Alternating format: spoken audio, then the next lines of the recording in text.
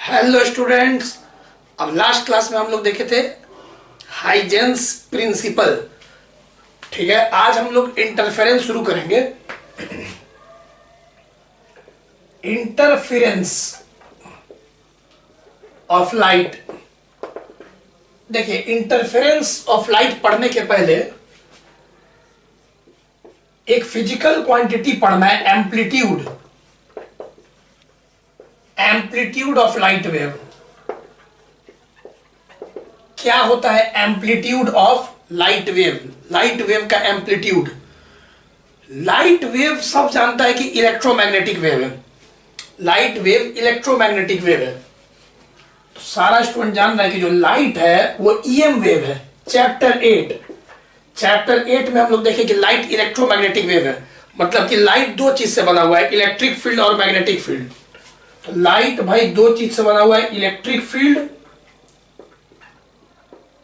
और magnetic field. Electric field और magnetic field. और हम एक फॉर्मूला बताए थे चैप्टर 8 में, E is equal to C B. एक फॉर्मूला भी बताए थे कि E is equal to C B, जहां E और B क्या है? इलेक्ट्रिक फील्ड और मैग्नेटिक फील्ड जिससे लाइट बना हुआ है। अब इस फॉर्मूला से आप क्या देख रहे हैं कि जो मैग्नेटिक फील्ड है जिससे लाइट बना हुआ है, उसको स्पीड ऑफ लाइट से मल्टीप्लाई करेंगे तब जाके इलेक्ट्रिक फील्ड का मैग्नीट्यूड मिलेगा जिससे लाइट बना हुआ है। इसका मतलब कि जो इलेक्ट्रिक फील्ड है वो बहुत बहुत बहुत बहुत बहुत बड़ा है, very very large as compare to the magnetic field of light wave. Electric field का मैग्नीट्यूड बहुत बड़ा होगा क्योंकि सी से गुना करने पे, स्पीड ऑफ लाइट से मैग्नेटिक फील्ड में गुना करने से ई आ रहा है।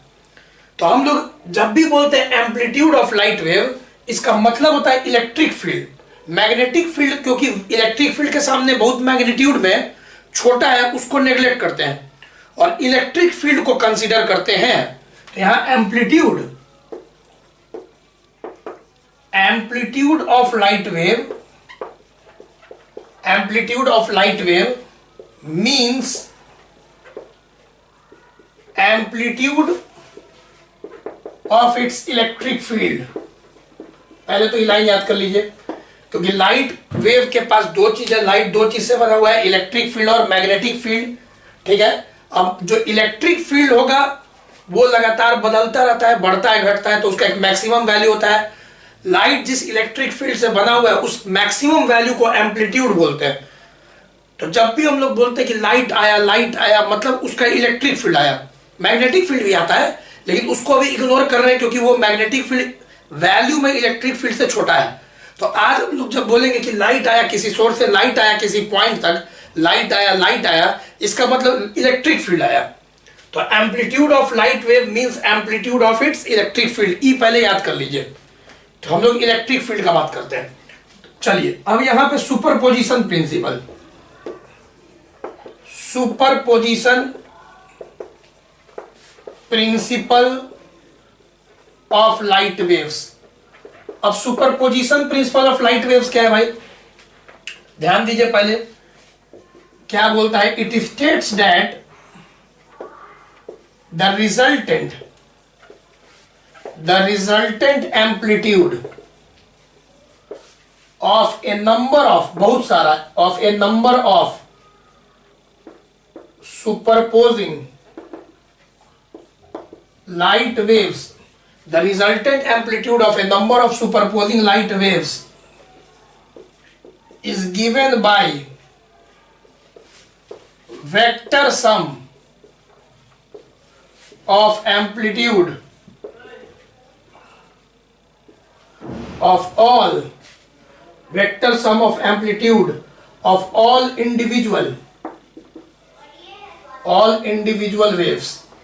देखिए, इसका मतलब क्या हुआ कि मान लीजिए कोई पॉइंट P है और मानिए कि यहाँ पे एक सोर्स है और उस सोर्स से लाइट आया P तक। कोई सोर्स है, कोई बल्ब है, अभी ऐसा इमेजिन कीजिए आप, और उससे P पॉइंट तक लाइट आया। अब लाइट आया माने उसका इलेक्ट्रिक फील्ड आया, उसका एम्पलीट्यूड आया।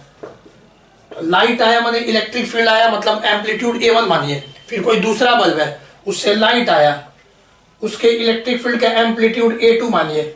फिर एक डॉट डॉट डॉट डॉट बहुत सारा बल्ब है, nth बल्ब है, उससे P पॉइंट पे लाइट आया, उसका एम्पलीट्यूड ए एन आया। तो A1 A2 dot dot dot AN, ये सब क्या है, डिफरेंट डिफरेंट सोर्सेस से जो लाइट आया, P पॉइंट पर जो लाइट आया, और लाइट आया मतलब कौन आया, उसका इलेक्ट्रिक फील्ड आया, और हम लोग को एम्पलीट्यूड कंसीडर करना है, इलेक्ट्रिक फील्ड का मैक्सिमम वैल्यू। तो अब जो रिजल्टेंट होगा इन फिगर, ठीक है, इन फिगर द रिजल्टेंट, जो टोटल इलेक्ट्रिक फील्ड होगा, जो टोटल एम्पलीट्यूड होगा, जो रिजल्टेंट एम्पलीट्यूड होगा, the resultant amplitude at point P। और याद रखिएगा सुपरपोजिशन का मतलब क्या बताया था, पोजीशन माने कोई स्थान, कोई जगह, कोई पॉइंट जहां बहुत सारा चीज मिल रहा है।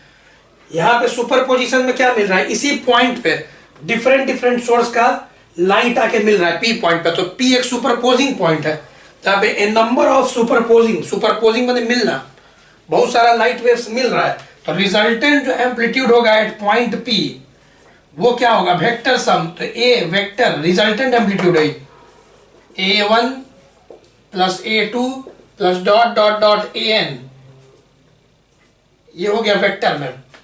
अब हम लोग को काम है दो का, अगर फॉर टू लाइट वेव्स, अगर दो लाइट वेव दिया जाए, दो लाइट वेव्स का सुपरपोजिशन देखा जाए, फॉर टू लाइट वेव्स, अगर टू लाइट वेव्स लिया जाए कि एक P पॉइंट और एक सोर्स है, इससे आया लाइट, यहां पे आया A1 एम्पलीट्यूड का मान लो, फिर कोई और सोर्स है उससे आया लाइट आया A2 एम्पलीट्यूड का, और दोनों के बीच का फेज डिफरेंस है फाई। तो कॉमन सेंस है कि जो P पॉइंट पे रिजल्टेंट एम्पलीट्यूड होगा दो का, अब resultant of two vectors under root A square plus B square plus 2AB cos theta, तो उसको अगर लगाएंगे तो जो रिजल्टेंट एम्पलीट्यूड होगा A दो के लिए, वो डायरेक्ट हम लोग लिख सकते हैं under root A1 square plus A2 square plus 2A1 A2 cos phi. ये फॉर्मूला याद कर लीजिए, A is equal to under root A1 square plus A2 square A1 A2 cos phi, vector sum हो गया। जहां पर बस याद रखिए कि जो फाई है वो फेज डिफरेंस है, फाई जो एंगल देख रहे हैं ना उसको बोलते हैं फेज डिफरेंस, दोनों लाइट वेव्स के बीच का फेज डिफरेंस। तो ये सिंपल सा लेक्चर हुआ। अभी इसमें एक ही फॉर्मूला भी आपको याद रखना है कि अगर P पॉइंट पे दो लाइट आया, डिफरेंट सोर्स से दो लाइट आया, ठीक है, एक का एम्पलीट्यूड है A1 एक का A2 है, दोनों के बीच का फेज डिफरेंस है फाई, तो रिजल्टेंट एम्पलीट्यूड होगा under root A1 square plus A2 square plus 2A1 A2 cos phi. पहले इसको नोट करिए, चलिए वीडियो पॉज करके नोट करिए।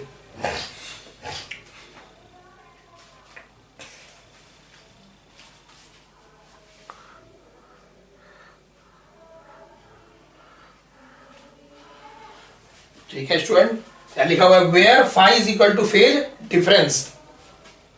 अब देखिए इंटेंसिटी क्या होता है, इंटेंसिटी ऑफ लाइट वेव, आया लाइट आया, किसी पॉइंट पे लाइट आया, माने हम लोग उसका इलेक्ट्रिक फील्ड को कंसीडर करते हैं क्योंकि उसका मैग्नीट्यूड ज्यादा होता है किससे, मैग्नेटिक फील्ड से।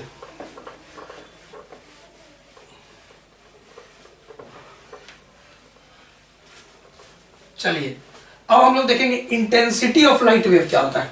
लाइट वेव का इंटेंसिटी,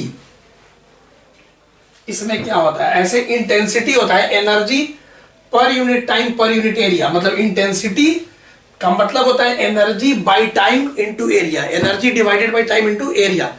लेकिन हम लोग को अभी इंटेंसिटी में दूसरा चीज अभी जानना है। चलिए तो यहां पे इंटेंसिटी ऑफ लाइट वेव, तो दो चीज हम लोग को समझना था, एक एम्पलीट्यूड मतलब आया लाइट आया माने उसका इलेक्ट्रिक फील्ड आया, उसका एम्पलीट्यूड देखेंगे। अब दूसरा इंटेंसिटी, तो यहां हम लोग को जानना है कि intensity of light wave is directly proportional to square of its amplitude. ये याद कर लीजिए, intensity directly proportional to square of amplitude. तो इसको ऐसे भी लिख सकते हैं, intensity directly proportional to amplitude का स्क्वायर। इसी को हम लोग I इज इक्वल टू लिख सकते हैं के ए स्क्वायर, जहां के एक कांस्टेंट है, कोई पॉजिटिव कांस्टेंट है, कोई नंबर है, जो मीडियम पे डिपेंड करता है, ठीक है, मीडियम का प्रॉपर्टी है। तो I बराबर के ए स्क्वायर, तो ये एक फॉर्मूला पहले देखिए। अगर दो लाइट सोर्स का बात किया जाए तो इसको ऐसे लिख सकते हैं, for two light source I1 by I2 is equal to A1 by A2 का होल स्क्वायर। इसी फॉर्मूला को दो लाइट वेव्स के लिए ऐसे लिख सकते हैं, फॉर टू लाइट वेव्स। जैसे कि मान लीजिए फिर से P पॉइंट है और यहां से आया लाइट आया एक सोर्स से जिसका एम्पलीट्यूड है A1 और इंटेंसिटी है I1।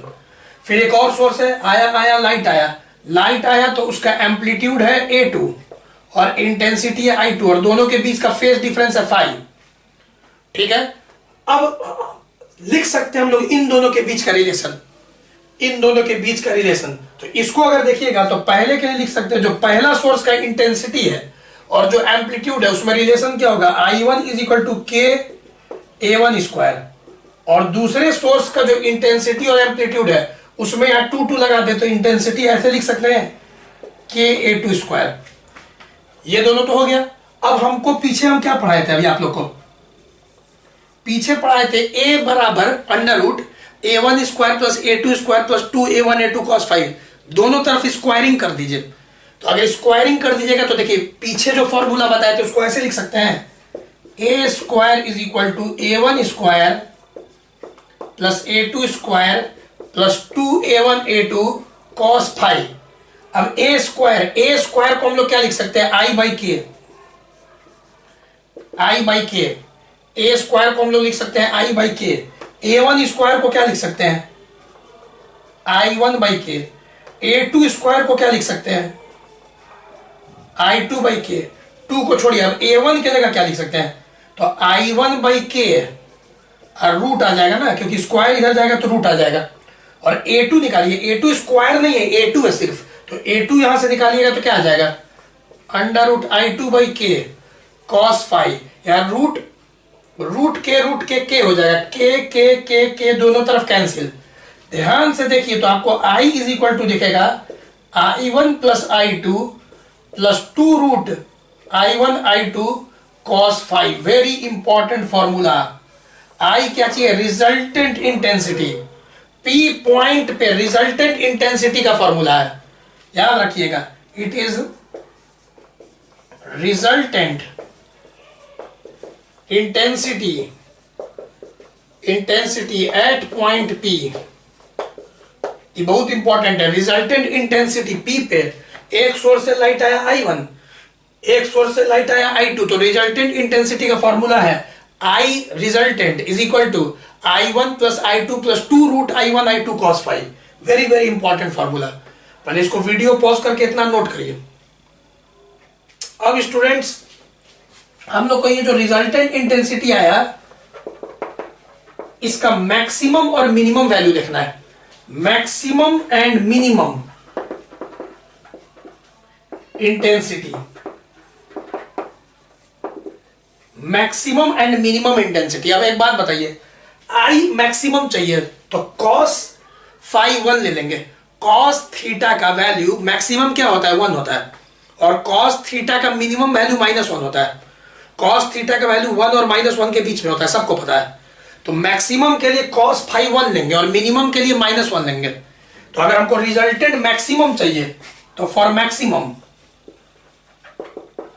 मैक्सिमम इंटेंसिटी, सारा बच्चा समझ गया, मैक्सिमम इंटेंसिटी के लिए cos फाइव हम लोग क्या ले लेंगे, 1।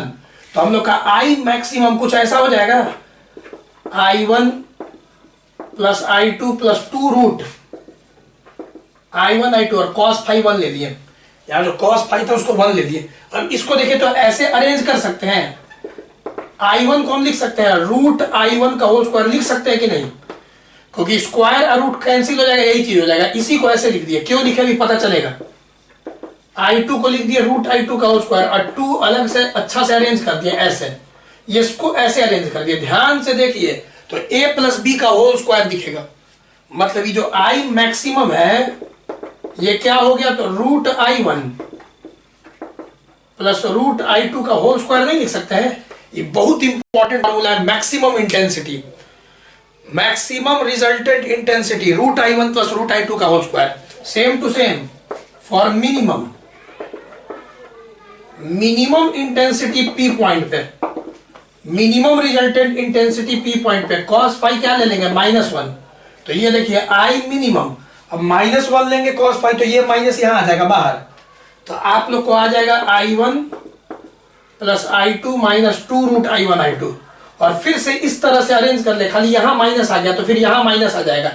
और मिनिमम का हम लोग का फॉर्मूला डायरेक्ट लिख देते हैं, आ जाएगा अगर इस तरह से अरेंज कर ले तो I1 minus √I1 minus √I2 का होल स्क्वायर। वेरी इंपॉर्टेंट, ये दोनों याद कीजिए। Maximum resultant intensity P point पे √I1 मतलब √I1 प्लस √I2 का होल स्क्वायर, और मिनिमम का √I1 माइनस √I2 का होल स्क्वायर। अब देयरफॉर अगर हम बोले रेशियो लिखिए I maximum by I minimum, तो रेशियो आपका ऐसे हो जाएगा, स्क्वायर को बाहर निकाल देते हैं, तो यहां पे √I1 प्लस √I2 और नीचे आ गया √I1 माइनस √I2 का होल स्क्वायर। और इसी को लिख सकते हैं A1 plus A2 divided by A1 minus A2 का होल स्क्वायर। वेरी इजी, यही सबसे इंपॉर्टेंट फॉर्मूला है, याद करना है।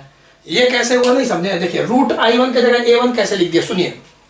क्योंकि हम लोग रेशियो ले रहे हैं तो k तो कट जाएगा, कांस्टेंट k कट जाएगा, ऊपर नीचे k कट जाएगा, सारा में से k। तो देखिए अगर k कट जाएगा तो अभी k को थोड़ा इग्नोर कीजिए, मन में 1 मान लीजिए मन में, ताकि k तो ऐसे भी ऊपर नीचे कट जाएगा। तो हम लिख सकते हैं स्क्वायर इधर कीजिए, √I1 की जगह A1 और √I1 की जगह A1, इधर देखिए स्क्वायर इधर भेजिए, तो A2 की जगह √I2 की जगह A2 और √I2 की जगह A2। और अगर आप k लेके भी चलते हैं, k नीचे लेते हैं, तो A1 क्या होगा, A1 होगा √I1 बाई √k। बल्कि क्या बोल रहे थे, यहां पे स्क्वायरिंग करेंगे, रूट करेंगे तो √k A1। तो अगर √k A1 लिखेंगे, √k कॉमन लेके ऊपर नीचे कट जाएगा, k तो कट जाएगा ना ऊपर नीचे। तो वो फॉर्मूला यहां से आप देख सकते हैं, ये बहुत इंपॉर्टेंट फॉर्मूला है, इसको याद करना। अब यहीं पे हम लोग न्यूमेरिकल बनाएंगे, आप लोग अच्छा से देख लीजिए। मैक्सिमम इंटेंसिटी का फॉर्मूला क्या आया, मिनिमम इंटेंसिटी का क्या आया, दोनों का रेशियो क्या आया, मैक्सिमम इंटेंसिटी का क्या आया, मिनिमम इंटेंसिटी का क्या फॉर्मूला आया, दोनों का रेशियो क्या आया, और रिजल्टेंट इंटेंसिटी, जैसे यहां कभी कभी IR भी लिख देते हैं, रिजल्टेंट इंटेंसिटी I लिखिए या IR लिखिए, रिजल्टेंट इंटेंसिटी का formula I1 plus I2 plus 2√I1I2 cos phi. Note करिए, पहले इसको वीडियो पॉज करके।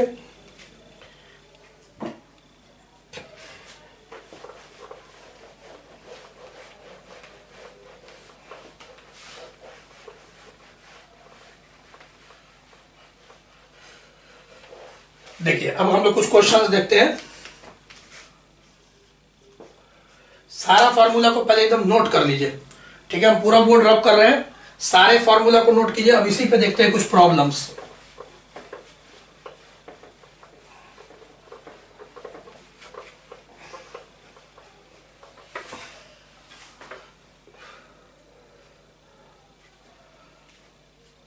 चलिए हो गया, चलिए इसको रहने देते हैं। क्वेश्चन है, पहला question, so that for two light waves, for two light waves of equal intensity superposing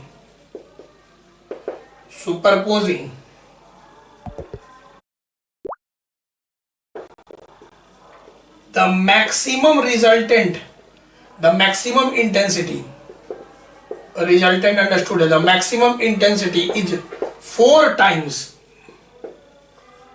the maximum intensity is 4 times intensity due to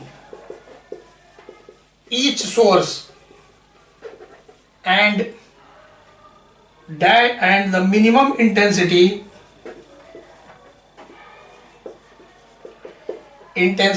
is 0। देखिए बहुत आसान, सबसे पहले क्वेश्चन क्या बोला कि दो लाइट है, दो लाइट आ रहा है, दो लाइट वेव आ रहा है और दोनों का इंटेंसिटी इक्वल है। तो फ्रॉम क्वेश्चन, क्वेश्चन से आप क्या समझे कि एक I1 आया P पॉइंट पे, एक I2 आया और दोनों इक्वल है, तो दोनों को हम I नॉट मान सकते हैं, LET लेट मान लिए। अब बोल रहा है कि P पॉइंट पे मैक्सिमम निकालिए इन I मैक्सिमम, तो मैक्सिमम निकालिए। तो मैक्सिमम का फॉर्मूला क्या बताए थे, root I1 plus root I2 का होल स्क्वायर। अब रूट I1, तो I1 के जगह रखिए I नॉट, I2 के जगह भी रखिए I naught, I naught I naught, तो यहाँ पे 2 गो root I naught, double root I naught का होल स्क्वायर, तो 2 2 जा 4, I नॉट का स्क्वायर खत्म, आ गया आंसर 4 टाइम्स। पहला चीज प्रूव हो गया, पढ़िए। दूसरा शो कर रहा है मिनिमम निकालिए, 0 आना चाहिए, तो मिनिमम निकालते हैं। अब मिनिमम इंटेंसिटी का क्या फॉर्मूला बताएं मिनिमम का, तो मिनिमम इंटेंसिटी का फॉर्मूला है root I1 minus root I2 का होल स्क्वायर। तो अब I1 के जगह रखना है I नॉट, I2 के जगह भी रखना I naught, I not cut जाएगा और साफ दिख रहा है कि यहाँ पे डायरेक्ट आंसर क्या आ जाएगा, 0 आ जाएगा। तो अगर दो लाइट वेव आ रहा है, दोनों I नॉट इंटेंसिटी का है, तो maximum I not 4 I not और मिनिमम I नॉट 0, इस दोनों फॉर्मूला पर रख दिए। ठीक, चलिए नोट करिए, नेक्स्ट क्वेश्चन करेंगे, वीडियो पॉज करके नोट करते जाइए। चलिए उधर अभी करते हैं, फॉर्मूला याद रखिएगा, इसी में बनेगा। Ratio of maximum to minimum intensity root I1 plus root I2 divided by root I1 minus root I2 का होल स्क्वायर, और एम्पलीट्यूड के टर्म में A1 plus A2 divided by A1 minus A2 का whole square. Very important for board exam. चलिए ये हो गया, इसको नोट करिए जल्दी से।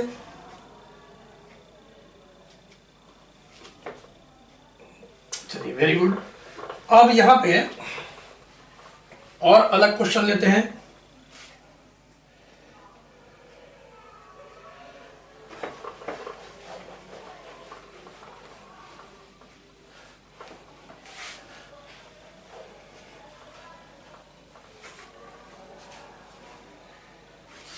देखिए नेक्स्ट क्वेश्चन है, आप ट्राई करिएगा। पहले बोल रहा है टू लाइट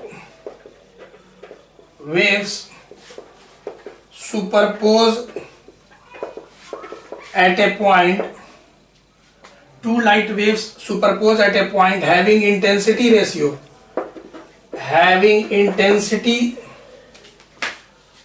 दोनों का इंटेंसिटी रेशियो है 81:1, comma find the ratio of maximum to minimum intensity. ये है क्वेश्चन। अगर आप ट्राई कर सकते हैं तो पहले इसको ट्राई कीजिए, खुद से इसको खुद से ट्राई कीजिए, तब तक हम नेक्स्ट क्वेश्चन लिखते हैं। नेक्स्ट क्वेश्चन हो गया, इफ इन YDSE, अभी अगला क्लास में पढ़ाएंगे यंग डबल स्लिट एक्सपेरिमेंट। ये भी पढ़ाए नहीं है, इसी को पढ़ाना है, यंग डबल स्लिट एक्सपेरिमेंट। उसमें 2 सोर्स होता है, अभी बस जानिए YDSE, अभी काम नहीं है, अभी सवाल बन जाएगा। तो in YDSE the maximum to minimum intensity ratio is 9:1। Find the amplitude ratio. चलिए एक ये क्वेश्चन है, देखिए बहुत इंपॉर्टेंट है, इस तरह का क्वेश्चन लगातार बोर्ड एग्जाम्स में आता है। देखिए इसमें अगर ध्यान से देखेंगे फ्रॉम क्वेश्चन, क्वेश्चन क्या बोला,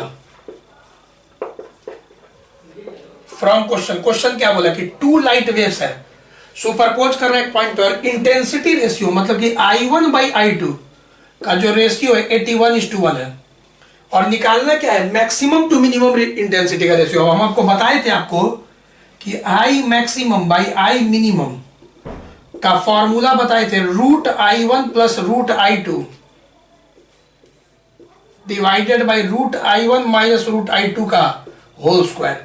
अब यहां पे देखिए, इस ऐसा जब भी रहता है तो आप ऐसे लिख सकते हैं, I1 को 81K मान लेते हैं, रेशियो पढ़े ना, रेशियो एंड प्रोपोर्शन, और I2 को हम मान सकते हैं 1K, K कोई कांस्टेंट हो गया, रेशियो एंड प्रोपोर्शन मैथ्स, कि अगर रेशियो में रहता है तो I1 को अगर हम 81 के मान ले तो I2 को 1 के मान सकते हैं।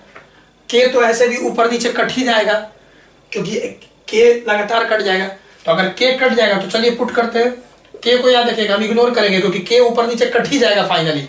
तो अगर हम I1 का रखें 81 तो 81 का रूट 9 और रूट K ऊपर नीचे कट जाएगा, इसलिए हम लिख नहीं रहे, प्लस I2 1 का 1, फिर यहाँ 9 माइनस 1 और रूट के ऊपर नीचे सब कट जाएगा। अब चलिए 9 प्लस 1 10 का स्क्वायर 100, 9 माइनस 1 8, 8 का स्क्वायर 64, तो आंसर आ गया 25/16। बन गया सवाल। पहले देखिए फ्रॉम क्वेश्चन क्या दिया हुआ है, फिर क्या निकालना है पुट कर दीजिए। जैसे इस क्वेश्चन में आइए, फ्रॉम क्वेश्चन क्या दे रहा है कि बोल रहा है यंग डबल स्लिट एक्सपेरिमेंट में मैक्सिमम टू मिनिमम इंटेंसिटी। इस बार बोल रहा है कि जो मैक्सिमम टू मिनिमम इंटेंसिटी का रेशियो है, क्वेश्चन बोल रहा है कि 9:1 है। एम्पलीट्यूड का रेशियो निकालिए, A1/A2 निकालिए, एम्पलीट्यूड रेशियो। पहले क्वेश्चन को समझिए क्या दिया हुआ है, क्या निकालना है।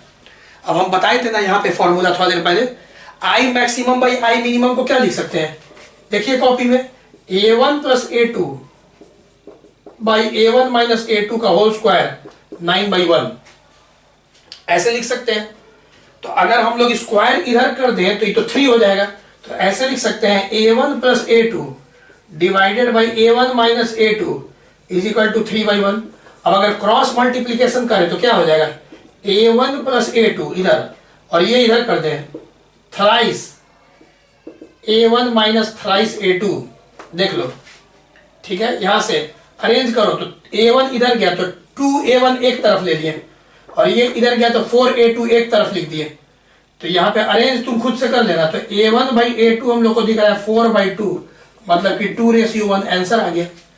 तो इस तरह का क्वेश्चन बहुत आता है। अब एक बार 2018 बोर्ड एग्जाम में क्या आया कि भाई जो पहला इंटेंसिटी अगर आई है और दूसरा इंटेंसिटी 25% ऑफ आई है तो I1 आई दे दिया और I2 बोला ना कि the second intensity, the intensity of second source is 25% the intensity of first source. तो 25% परसेंट बने ऐसे हो गया, 25% ऑफ फर्स्ट, तो यहाँ पे I/4 हो गया। अब I1 और I2 पता चल गया, अगर I1 I2 पता चल गया पुट कर दोगे तो क्वेश्चन था find the ratio of maximum to minimum intensity. तो अगर पुट कर दे I1 और I2 का वैल्यू को तो रेशियो पता चल जाएगा मैक्सिमम टू मिनिमम इंटेंसिटी। इस तरह से सवाल आता है, if the intensity of second source is 25% the intensity of first source, what is the ratio of maximum to minimum intensity, CBSE 2018। तो बस पुट करना है, अगर आपको फॉर्मूला याद है तो आप तुरंत पुट कर दीजिएगा। 3 मार्क्स में दिया था, तुरंत बन जाएगा, ठीक है ना, 15 सेकंड में बन जाएगा सवाल। तो इस तरह का सवाल बोर्ड एग्जाम्स में आता है, ठीक है। एक और बताते हैं, नोट करिए पहले, देखिए इसको पहले वीडियो पॉज करके नोट कर लीजिए।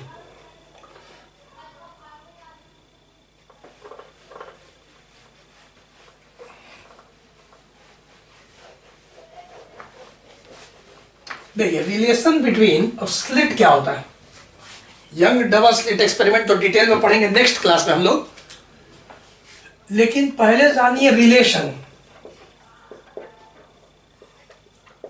बिटवीन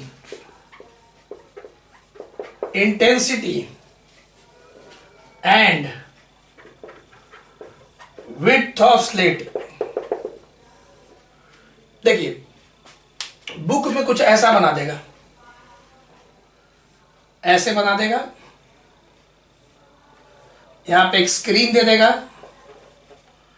और बोलेगा लाइट आ रहा है और ये विड्थ है W स्लिट का। देखिए एक्चुअली ये फिगर क्या है, पहले लिख देते हैं फिर समझाते हैं। और बोलेगा कि जो इंटेंसिटी है, जो लाइट पहुंचेगा स्क्रीन पे, उसका intensity of light on screen, intensity of light on screen directly proportional to width of slit I directly proportional to W। तो दो अलग अलग स्लिट के लिए, मान लीजिए एक स्लिट ये है, एक और स्लिट है, I1/I2 is equal to W1/W2। ये दो अलग अलग स्लिट के लिए रिलेशन हो गया।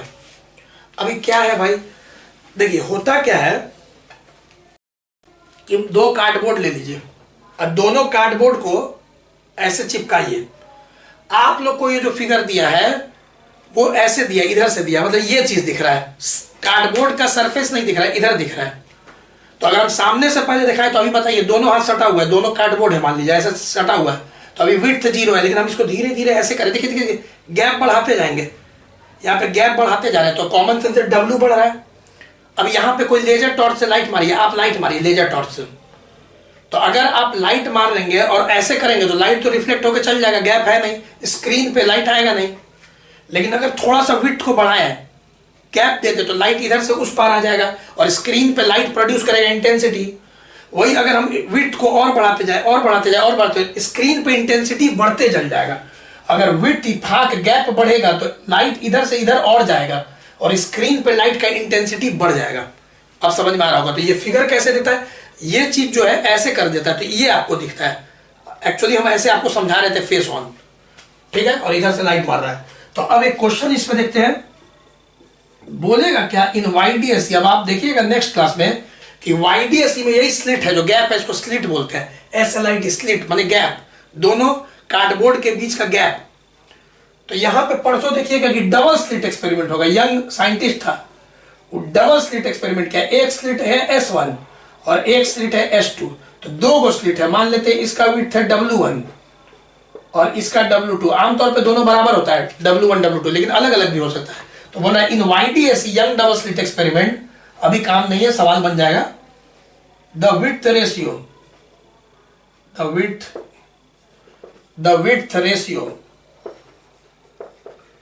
width ratio of two slits